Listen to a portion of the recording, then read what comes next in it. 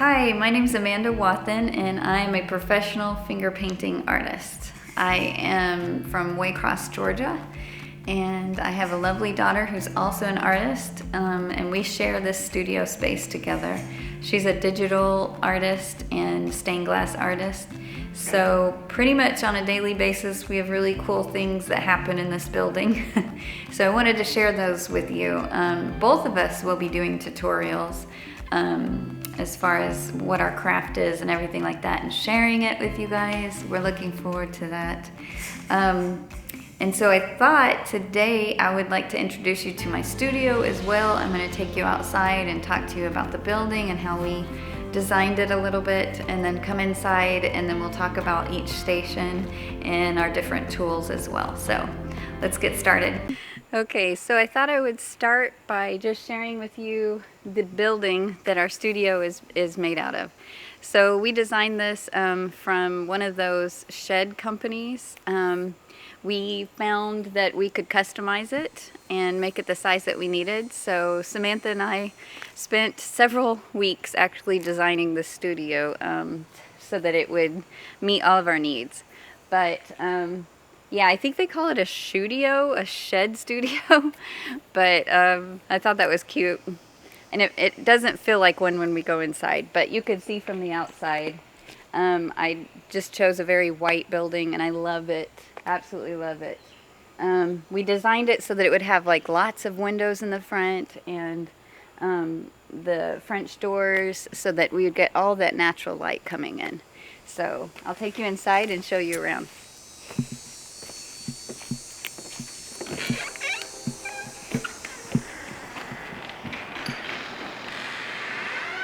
So that is the office side, but this is sort of an overflow of my easels.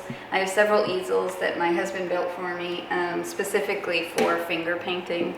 And when I go out and do shows or any kind of live painting, these are the easels that I use.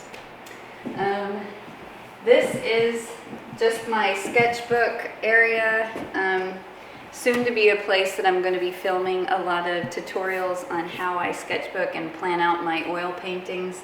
But this is sort of my area where I work through all my oil painting ideas. I use a lot of Prism color pencils, lots of different graphite and inks, and then I'll also use gouache. Gouache is really great because it sort of mimics the same qualities that oil paint has as far as like the opacity of it and the flow. So I really love my gouache paints. Then I use a lot of mixed media sketchbooks, and then I have my carousel with all of my washi tape and my paintbrushes and a few things here and there. But this is my area where I work through my ideas. And then over here is just sort of my overflow. I do keep this fan with a charcoal filter because I try to keep all the fumes and everything very low toxic in here. Plus I have all these wonderful windows that I can open up, so my health is always going to be okay.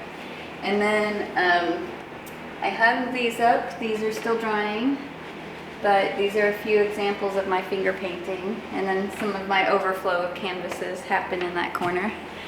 And then I guess the next thing would be my wall easel. My husband and I designed this wall easel so that I could hang multiple paintings, and then I can also have paintings that are very tall that hang down low, and I really love it. So it's just these wood 1x strips. And then we bought these pegs off of Amazon and drilled a bunch of holes in the wall so I could move them around. But I pretty much just keep them where they're at because I can just move these up and down as I need to. And yep, and they sit perfectly with very, very low vibration. So I love my wall easel, absolutely love it. So I guess the next thing to talk about would be my art cart.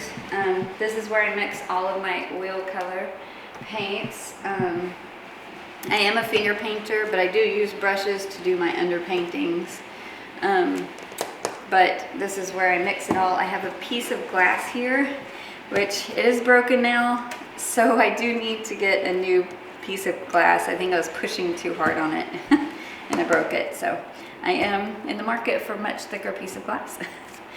I designed this to have my paper towels. You get this bucket at like Lowe's or Harbor Freight, and I have all of my paper towels here. And then underneath it has my waistband and just some smaller canvases. So this is very handy, and then it's on rollers, so I can roll this around, push it around the room as I'm painting. So this is my favorite part of this corner. I love this art cart so much. My husband actually came up with this idea. He's a Harbor Freight fan, and he is constantly in there looking at these, and he said, why don't you try one of these out for your studio? And so we did. He fashioned my screen up here on the back, and then I have my computer. I love having this set up because I can have all of my references here too. If I'm working on certain birds or animals or landscapes, I can have different shape references here and color. I just love it. And then I have all my acrylic underpaints here, and then every drawer is just filled up with everything that I need. All of my oil paints, and it's heavy duty, so it can handle like really, really heavy amounts of oil paint. Oil paint's can weigh a lot. And a few of my brushes.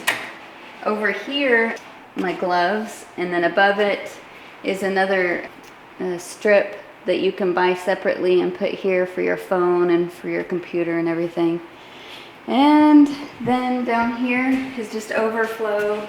On this side I like to hang my bibs on it, and I have a few of my books and my color charts for mixing oil. But this is a wonderful, wonderful idea. It's a mechanic's cart that you can outfit for an artist. So I definitely suggest buying one of these, and you can get it in any color too. So I normally save this spot on the wall, photographing any of my artwork when I'm getting it ready for the website and to sell. So I try to keep this one available just for that reason. Now this was another idea that I came up with. I'm always trying to figure out different ways of drying that you can utilize in a small space. And so I came up with these lumber racks that you would use. If you look at it from the side here, they're these metal lumber racks, and I painted them white. They come orange. And then my husband made these wood dowels that you could put on the inside to extend it. And this is absolutely perfect. I think it holds up to, I think it was 650 pounds. So it's more than efficient for holding all of my drying paintings. So I'm able to put all different sizes. I have a lot of ones that I haven't painted on yet tucked under there, but the rest of these are all drying. So this is my drying rack, and I love it. Okay, so the next thing is my table. So I do all the framing for my paintings myself, and my husband built this for me. Underneath it is really, really messy and awful, but I have all my shipping supplies and my framing supplies underneath it, and maybe I'll do a video and organize that because I really need to. But this is a wonderful table. It's covered with this cloth so that all of my frames aren't dented or anything like that. And I can do all of my cutting for my prints that I make. And then over here is my cabinet where I keep most of my supplies for printing, and then snacks, you know, for those long nights of painting. This is my gross cabinet, but it works for what I need it for. And now this is my wonderful printer. This is my G-Clay printer. I bought this last year and started doing all of my prints in-house because I can control the quality of all the prints that come in out of my studio, and Yeah, absolutely love this machine. I highly suggest if you're an artist and you're looking into prints, getting one of these. I got it secondhand. It's not necessary to buy a brand new printer. This is an IPF 8400 and it works beautifully. All right, then my office area. This holds all my taxes, all my office work and everything. A lot of my ideas I put up here on the wall. My daughter and I made these baskets. We bought them from a home goods store, and then we made these lights ourselves, which was a lot of fun. And I think they're eclectic and cool, and they look good in the space. We also built this desk ourselves. We bought a bunch of different modules. They're bookshelves, and then we bought these countertops at Lowe's and attached them this way. And it works great because we wanted that extra space in the middle for any of our projects that we have going on. So I think what comes next is my daughter's area, so I'm going to let her explain to you her side. Okay. Hi, I'm Sam, and this is my side of the studio. This is my little corner. So I got my desk over here where I make all of my stained glass pieces, because I'm a stained glass / digital artist. So I make all of I cut and I sand and I solder and I foil everything over here, which is currently stuff in progress. And it has these awesome drawers that hold everything that I don't know where to put. And we got this from Harbor Freight. It was really very helpful to have.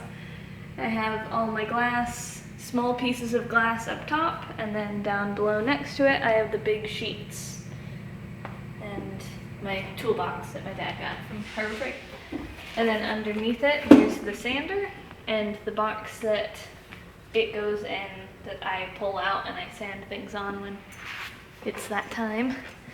And on the windows we have some pieces that I made, but there's many, many more pieces coming. And over here is where I draw. This is where I create all the digital art on my XP pen tablet that sits up and lays down when I'm working, along with my laptop and my computer setup, and my board that I put all my photos and current projects that I'm working on up, and my bookshelf that, although is very messy, it's just how I like it. It's set up just right for me. So this is my side.